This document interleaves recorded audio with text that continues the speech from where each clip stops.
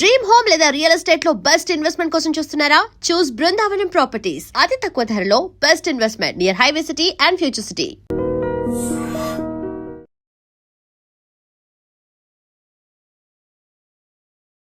నమస్కారం, welcome to I dream. నేను మీ ఝాన్సీ.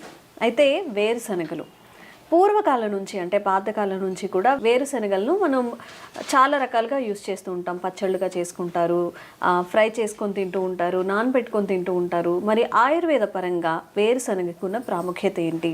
వేరుశనగ మనం తీసుకోవడం వల్ల మనకి ఎలాంటి ఆరోగ్య ప్రయోజనాలు కలుగుతాయి? ఈ విషయాలను డిస్కస్ చేద్దాం. ప్రస్తుతం అంతా ఉన్నారు 40 ఏళ్ల సుదీర్ఘ అనుభవం కలిగిన డాక్టర్ బాలకృష్ణ గారు, ఆయుర్వేద వైద్యులు. నమస్కారం అండి. నమస్కారం అమ్మా, ఎలా ఉన్నారు? బాగున్నాను, మీరు బాగున్నారా?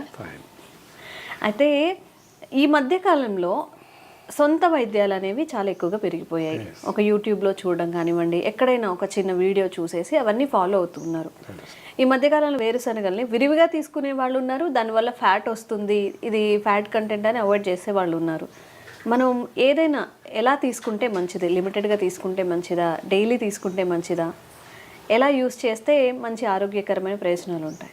వేరుశనగలు ఏదైతే ఉందో పూర్వకాలం నుంచి తీసుకునే వాళ్ళమని మీరు చెప్పారు, కరెక్ట్. ఎలా తీసుకునే వాళ్ళం?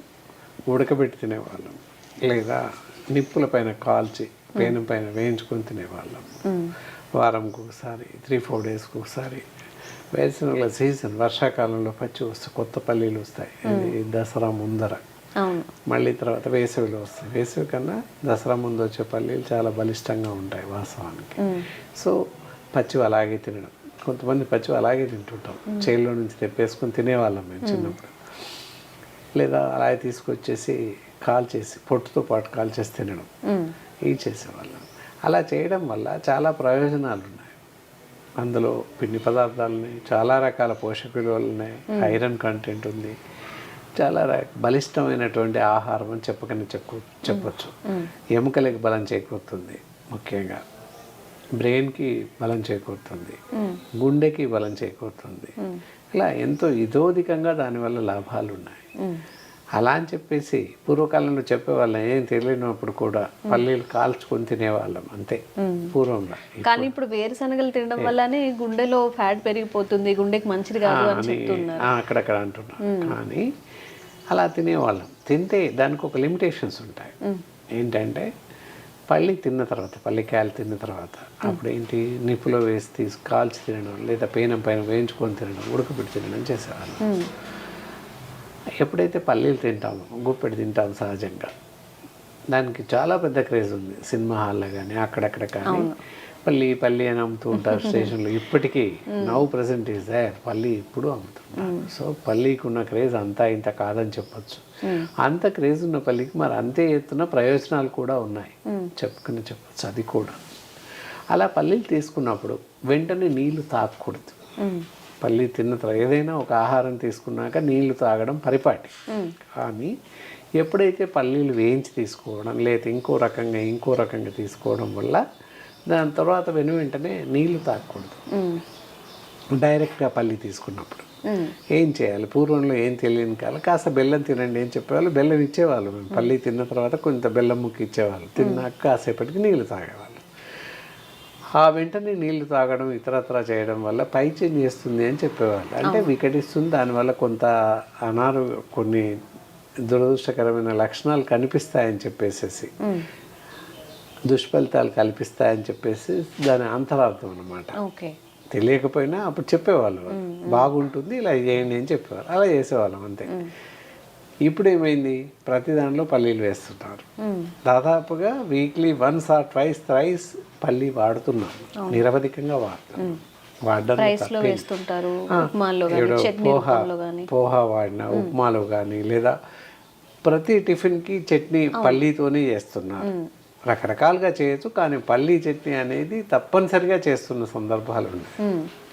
ఇంతకు పూర్వకాలంలో నేను చెప్పినట్టుగా జస్ట్ ఎప్పుడో అప్పుడు ఆల్టర్నేట్గా కాల్చుకొని తినడం, సీజన్స్ అప్పుడు, దసరా ముందర లేదా వేసవి కాలంలో ఇలా పల్లీలు వస్తే అవి వచ్చినప్పుడు ఎక్కువగా వేయించుకొని తినేవాళ్ళం. లేదా పూర్వకాలంలో ఏ జాతరకు వెళ్తాను, ఏ సినిమాకి వెళ్తాను, సర్కస్కి వెళ్తాను, అక్కడ పల్లీలు కొనుక్కొని తినేవాళ్ళం కాల్చినవి. అలా ఆ విధంగా దానికి ఉన్న ప్రయోజనాలు మనం తీసుకునే వాళ్ళం, అది తినేవాళ్ళం.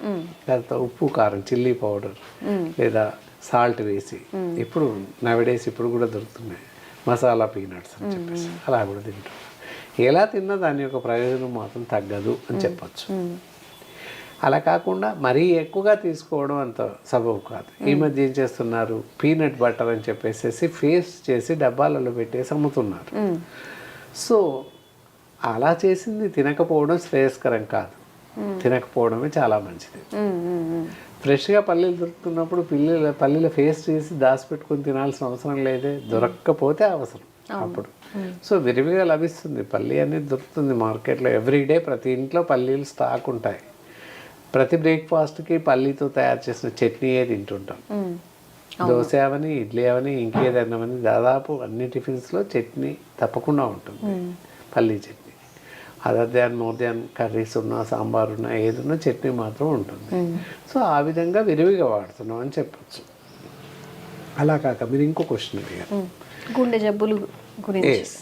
మరి పల్లీలు తినడం వల్ల లేదా పల్లి నూనె వాడటం వల్ల ఫ్యాట్స్ పెరిగిపోతున్నాయని చెప్పేసి చాలామంది బెంబేలు పడిపోతున్నారు. చాలామంది అడుగుతున్నారు, శ్రోతలు అడుగుతున్నారు, మా దగ్గర పేషెంట్స్ కూడా అడుగుతూ ఉంటారు, సార్ పల్లి తినడం వల్ల కొవ్వు పెరుగుతుందట, గుండె జబ్బులు వస్తాయంట కదా అని అడుగుతుంటారు. ఈ అపోహ నెయ్యి కూడా ఉంది. చాలా మంది నెయ్యి తింటున్నావు అంటే, నెయ్యి ఎందుకు తింటున్నావు, ఫ్యాట్ కంటెంట్ కదా, ఫ్యాట్ వస్తుంది కదా అని అంటుంటారు. ఇక్కడ ఒకటి గమనించాలి, ఏదైతే వేరుశనగ విత్తనాలు కానివ్వండి, నూనె కానివ్వండి, వాడడం వల్ల ఎలాంటి ప్రమాదం లేదు. గుండె జబ్బు వస్తుంది అని చెప్పడం కానీ, ఫ్యాట్ పెరుగుతుంది అని చెప్పడం కానీ, బరువు పెరుగుతుంది అని చెప్పడం కానీ ఏ మాత్రం నిజం లేదు, అపోహ మాత్రమే అని చెప్పచ్చు. ఓకే. ఎందువల్ల అంటే అందులో పల్లీల్లో, వేరుశనగల్లో సాల్యుబుల్ ఫ్యాట్స్ ఉంటాయి, సాల్యుబుల్ ఫ్యాట్స్ ఉంటాయి. నువ్వుల్లో కూడా సాల్యుబుల్ ఫ్యాట్స్ ఉంటాయి. సో అందువల్ల నువ్వులు, పల్లీలు వాడడం వల్ల ఎలాంటి ప్రమాదం లేదు. నువ్వుల నూనెని కూడా కూరల్లోకి యూజ్ చేసుకోవచ్చు, వాడచ్చు. పూర్వం పల్లి నూనె కన్నా ముందుగా నువ్వుల నూనె వాడేవాళ్ళం వంటల్లో. దాని కాస్ట్ పెరిగి లేదా పంట దిగుబడి లేక, ఇప్పుడు పర్వాలేదు, లేక నువ్వుల నూనె వాడడం ఆపేశాం. ఎక్కువ మట్టుకు వేరుశనగ నూనె అందరికీ తెలుసు. అసలు షాప్కి వెళ్ళి మంచి నూనె అంటే వేరుశనగ నూనె ఇచ్చేవాళ్ళు. అంతే, వేరుశనగ నూనె వంటలో విరివిగా వాడేవాళ్ళం. అంతటా దాదాపుగా సౌత్ ఇండియా మొత్తం పల్లి నూనె వాడేవాళ్ళం, ఎక్సెప్ట్ కేరళ తప్ప. వాళ్ళు ఎక్కువ కొబ్బరి నూనె యూజ్ చేస్తుంటారు. ఓన్లీ కేరళలోనే, ఇంకెక్కడ వాడరు. Only in Kerala they can use, those peoples are use only coconut oil, అక్కడ వాడతారు. అంతే తప్ప ఇంకెక్కడ ప్రపంచం మొత్తంలో ఎక్కడ వాడరు అది చెప్పచ్చు. అదేంటంటే కొన్ని ప్రదేశాలను బట్టి ఆహార నియమాలు ఉంటాయి. యూరోపియన్ కంట్రీస్, ఐస్లాండ్, స్కాట్లాండ్ అటు వెళ్ళినట్లయితే వైన్ తాగుతారు, వైన్ తాగితేనే బ్రతుకుతారు. మనం ఇక్కడ వైన్ తాగితే చనిపోతాం, జబ్బులు వస్తాయి. అదే తేడా అనమాట. సేమ్ అలాగే తిండి విషయంలో కూడా అమెరికన్స్ అటువైపు, దక్షిణ అమెరికా, యుఎస్, సౌత్ అమెరికా అటువైపు వెళ్తున్నట్టయితే ఆలివ్ ఆయిల్ వాడతారు వాళ్ళు వంటల్లో. ఇండియాలో కూడా నార్త్ ఇండియా పైకి వెళ్ళినట్టయితే ఆవ నూనె, పల్లి నూనె ఇవి వాడతారు. ఆవ నూనె ఎందుకు వాడతారు, ఢిల్లీ ఆ పైన వెళ్తే ఆవ నూనె వాడతారు వంటల్లో.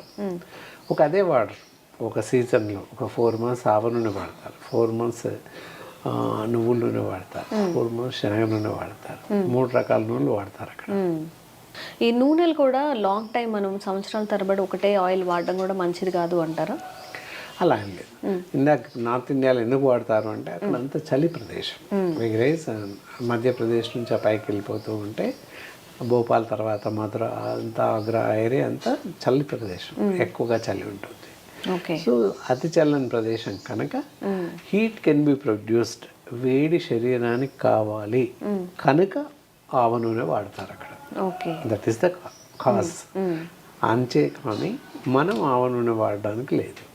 అందుకే ప్రదేశాన్ని బట్టి ఆహార నియమాలు, అంతే తప్ప అక్కడ ఆలివ్ ఆయిల్ వాడుతున్నారు అని మనం ఇక్కడ వాడడానికి లేదు.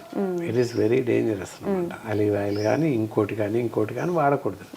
ఎంతసేపు పల్లి నూనె, నువ్వుల నూనె ఈ రెండు వాడవచ్చు. వీటిలలో సాల్యుబుల్ ఫ్యాట్స్ ఉంటాయి. వేరే నూనెలో కొబ్బరి నూనె కానీ ఇతరత్ర వేరే నూనెలు ఏదైనా వాడితే వాటిలో అన్సాచురేటెడ్ ఫ్యాట్స్ ఉంటాయి. ఓకే. మనం ఇక్కడ వేరుశనగ గురించి చెప్పుకుంటున్నాం కనుక వేరుశనగ విత్తనాలు నానబెట్టి తింటే, మీరు నానబెట్టి తింటే కూడా అత్యధిక ప్రయోజనాలు ఉన్నాయి. సో దానివల్ల ఏంటంటే కండర పుష్టి బాగా జరుగుతుంది, బ్రెయిన్ పవర్ బాగా పెరుగుతుంది, నర్వస్ సిస్టమ్ బాగా పనిచేస్తుంది, ముఖ్యంగా నరాలు స్ట్రెంగ్త్ బిల్డప్ అవుతుంది.